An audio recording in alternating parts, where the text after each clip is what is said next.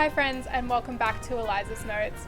I'm Eliza, and today I wanted to talk a little bit about gaining confidence in your target language. For me, my target language is French. I think that language learning skills are pretty transferable no matter which one that you're trying to learn. I'm at the lovely Square Sarah Bernhardt here in Paris. I thought what better place to come than a park named after a famous French stage actress.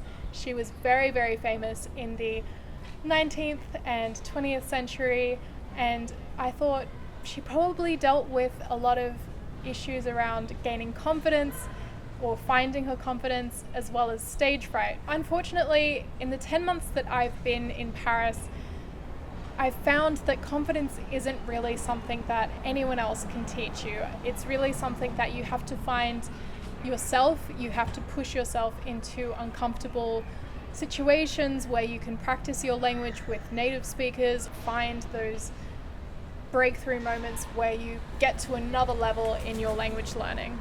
There's been a lot of moments where I've had massive blows to my self-esteem, where I've really wanted to just give up, but I made the commitment. I came to France. I really have to keep persevering. I really have to wake up every day knowing that I'm going to have challenges, but that it's all going to be worth it in the end. And I can already see that it's worth it. My French has gotten to quite a high level within these 10 months that I've been here, much more so than I ever could have gotten with just studying back home in Australia or doing italki lessons with a tutor. Though those were very helpful, but nothing is a substitute for actually speaking with native speakers and being in fully French situations within everyday life. And you can say Okay. this maybe. Okay. This. Bonjour, désolé. Super, pardon, Désolé. excuse-moi. J'espère que ça vous dérange pas quand on filme. Pas du tout. Ok. Merci. Désolé. Throughout the morning, while filming in the park, I came across other locals besides the groundskeeper. These actors are a part of the performers company Pièce Montée, which was formed back in 1990. Here you can see them rehearsing a piece for the festival Les Nocturnes.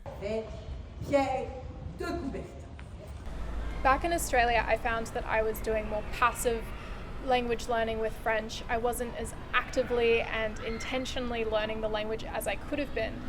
If passive learning is the best available tool and you don't have the time to be actively and immersively be learning a language in your day-to-day life, then it's not the worst idea to just keep doing that and making sure at least you're passively having input and understanding the language. But it's like I said, there's really no substitute for actively learning, for pursuing new ways to better understand the language, to better speak the language, to improve your accent, to better come to a point where you can reasonably become fluent. I don't know if you could ever become fluent if all you were doing was 100% passive learning in a language.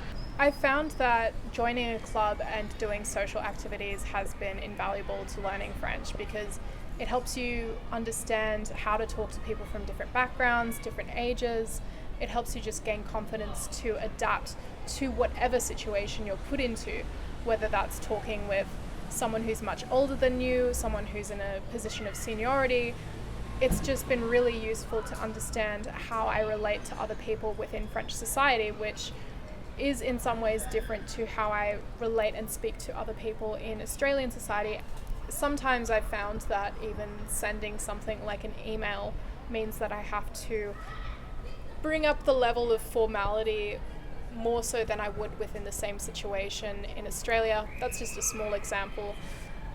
The other thing that I really wanted to talk about is also just that I have had a lot of bad experiences.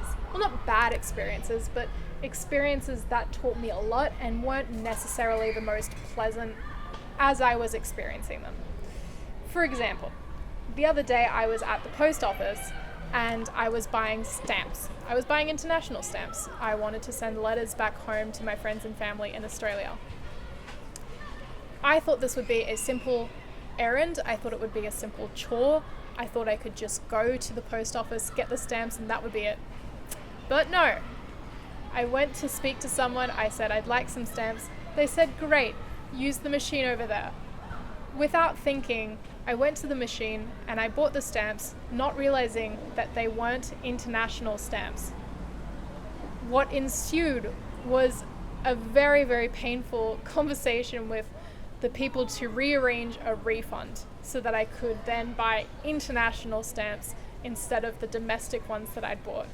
Not only that, but also their system was down.